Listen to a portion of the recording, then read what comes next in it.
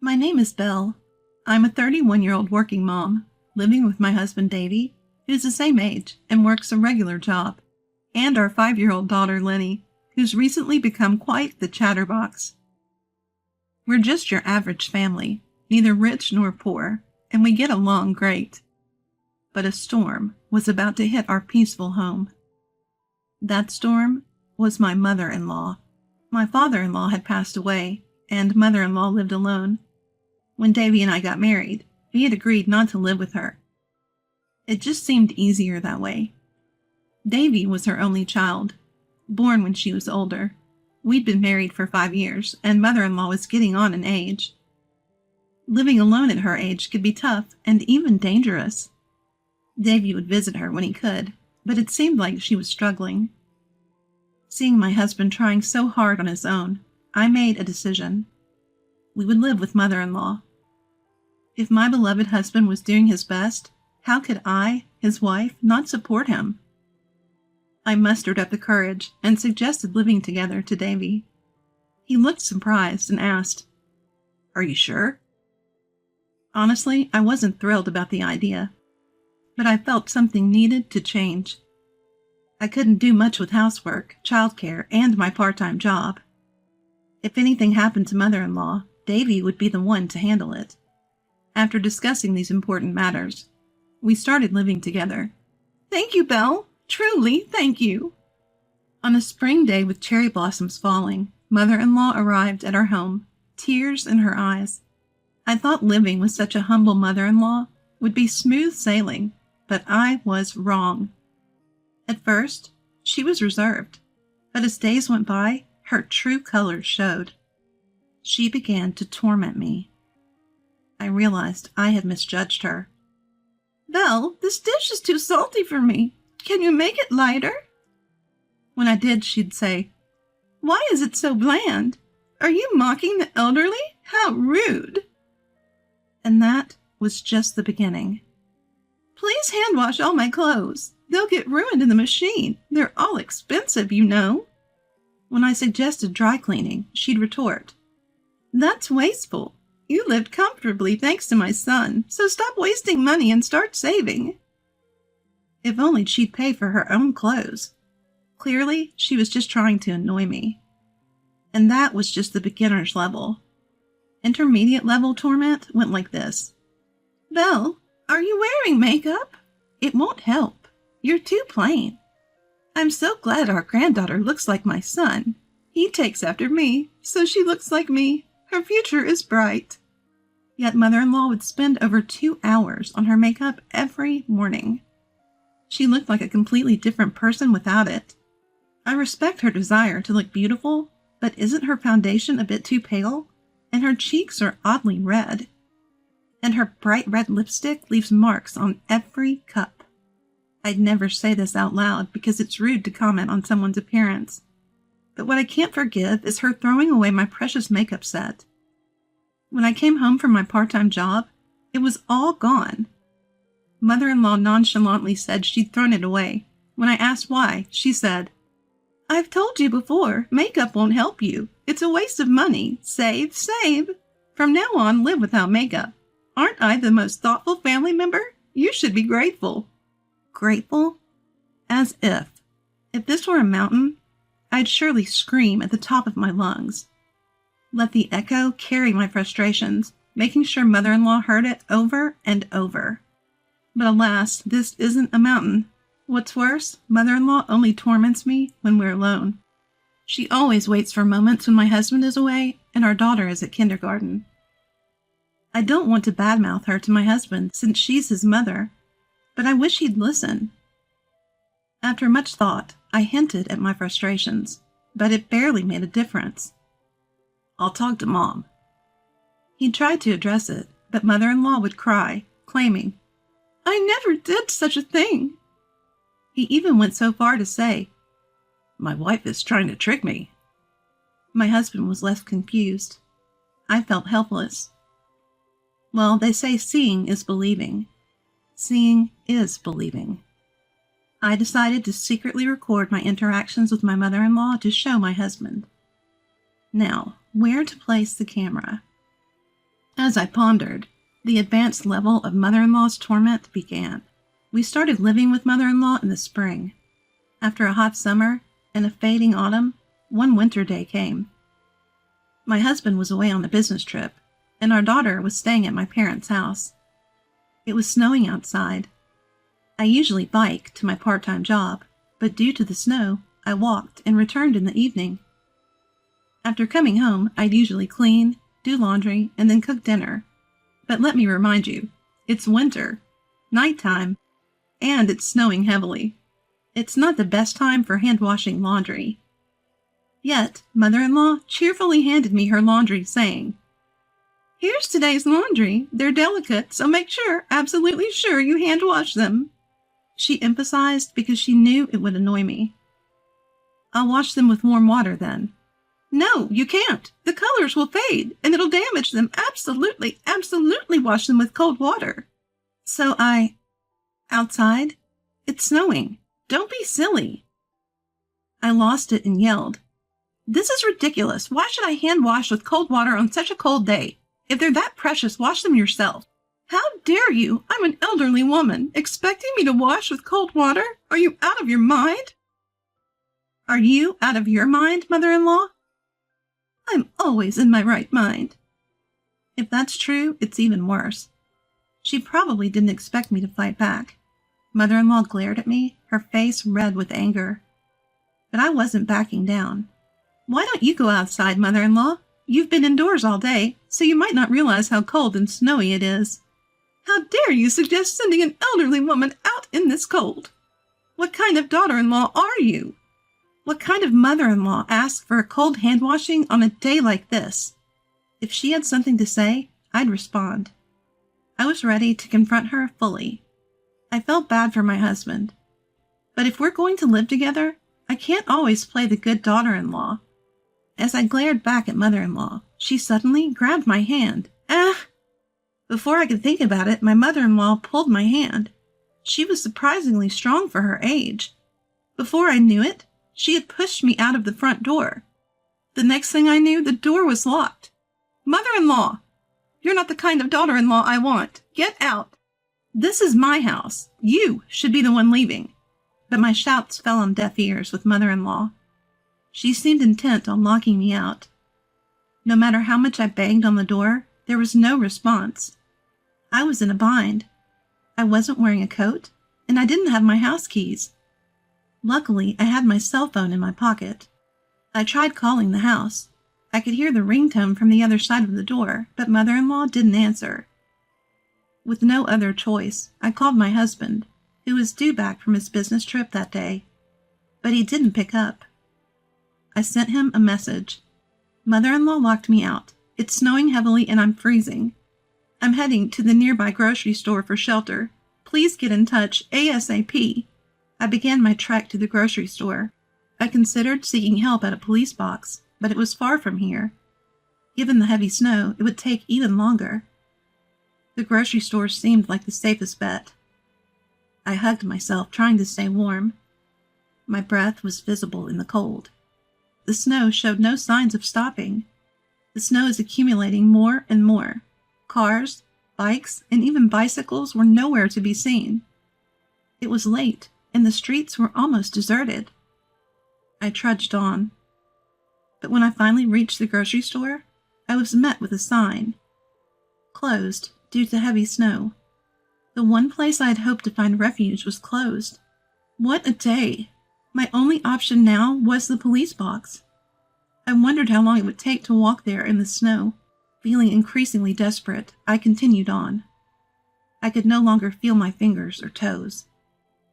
Checking the time on my phone, an hour had passed since I was locked out. I tried calling home again, but mother-in-law still didn't answer. As I walked through the transformed cityscape, heading for the police box, I suddenly heard a cry. "Help!" I stopped in my tracks. I was near a bridge over a river. I strained my ears. "Help me!" I heard it clearly this time. I rushed towards the voice and looked down from the bridge. There, in the not-so-deep river, was a lady, fallen and calling for help. I hurried down the riverbank to her. The icy river water stung my feet. The cold was so intense it felt painful, but I managed to reach the lady. "Are you okay?" "I can't move. It's so cold." "Hang in there." Had the arrival of help made her relax? The lady leaned against me and lost consciousness. What do I do? This is bad. I couldn't feel my hands or feet, and they wouldn't move as I wanted. "Someone help!" My desperate cry echoed in vain. I thought it was over. Then I heard a man's voice. "Hey, are you okay?" My husband's face came into view. The moment I saw him rushing towards me with a panicked expression, I blacked out. When I woke up, I was staring at a white ceiling.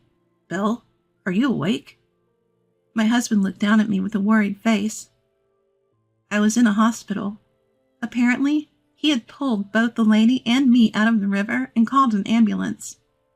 That had been yesterday, and I had been asleep ever since. "How was your trip?"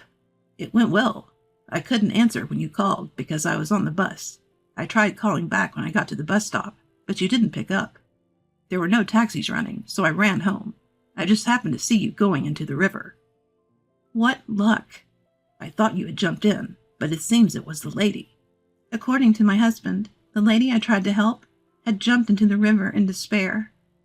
But the cold water had snapped her back to reality, and she tried to get out but couldn't move because she was so cold. If we had found her any later, it might have been too late. So the lady was okay. Relieved, I felt sleepy. "You should rest. You must be exhausted." Comforted by my husband's kind words, I drifted off to sleep. All the while, my anger towards mother-in-law simmered. A few days in the hospital, I was back to my old self. Standing in front of my home after so long, I froze. Mother-in-law hadn't visited me once while I was hospitalized. Of course, there was no apology. She had locked me out on a snowy night, nearly causing my death. Honestly, I couldn't live with her anymore. Feeling down, I opened the front door. I stepped into it and was surprised. To my surprise, mother-in-law was there, deeply apologizing. "What? Mother-in-law? What's going on?" "Belle, I'm so sorry." I was stunned by mother-in-law's unexpected apology. Really? An unexpected apology? This is leaving me speechless. Mother-in-law continued. "I never imagined something like that would happen. I truly regret locking you out. Please forgive me." What?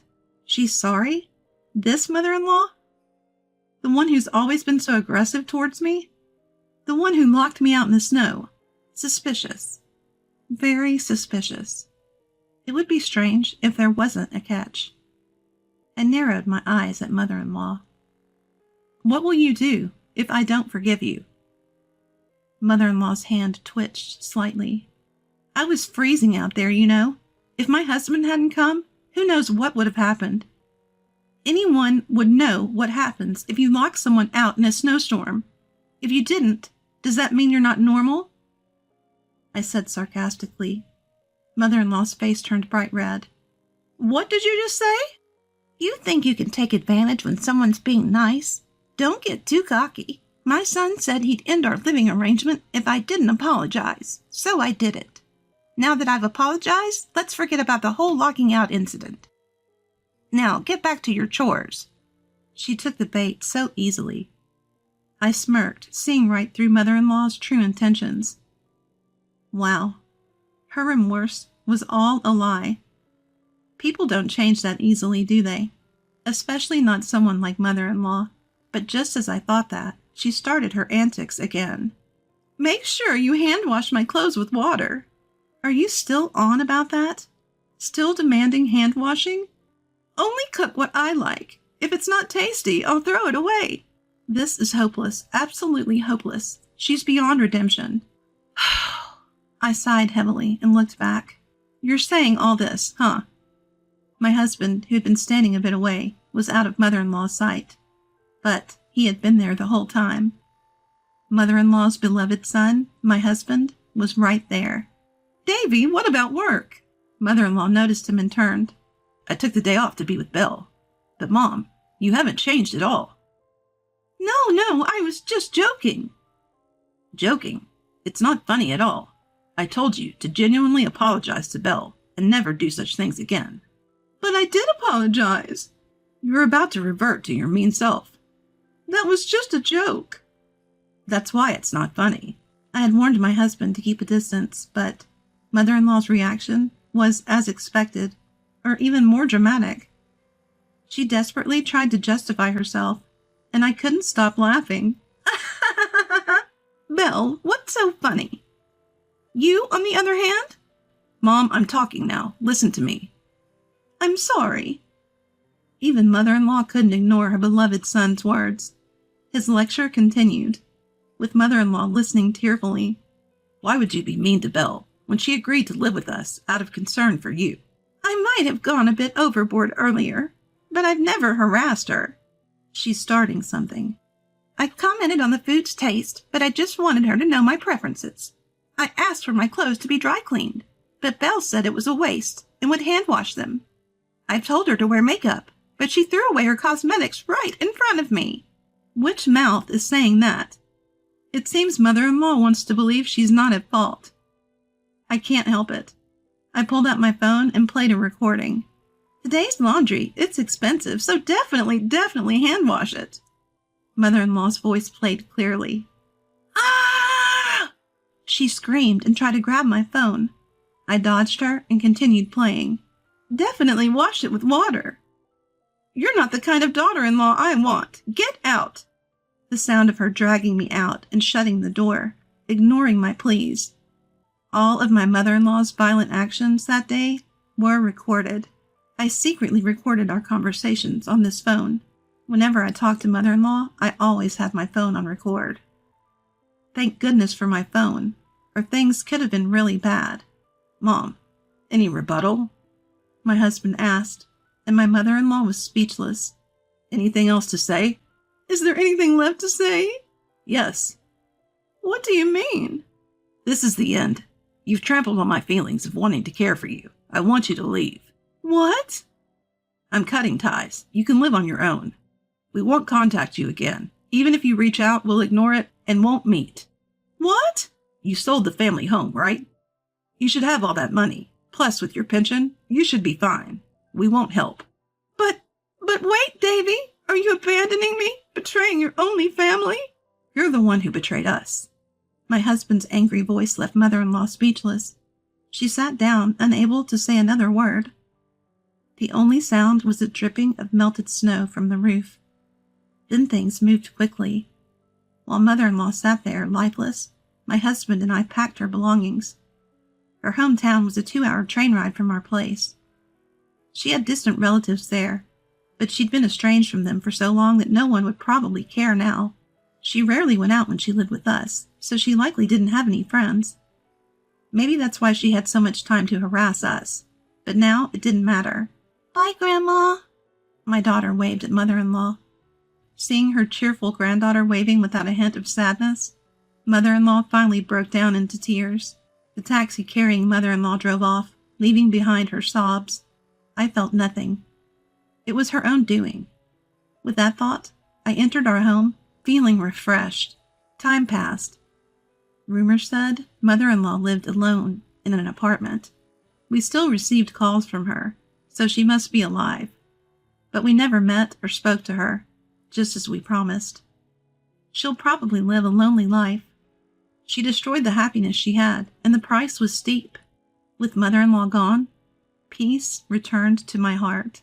While listening to the washing machine, I served tea to an unexpected guest. It was an elderly woman. The very same lady I had saved on that snowy day. She had been living a lonely life, filled with despair. But the cold river water that day made her want to live a bit longer. My son offered to live with me, she said. That's wonderful.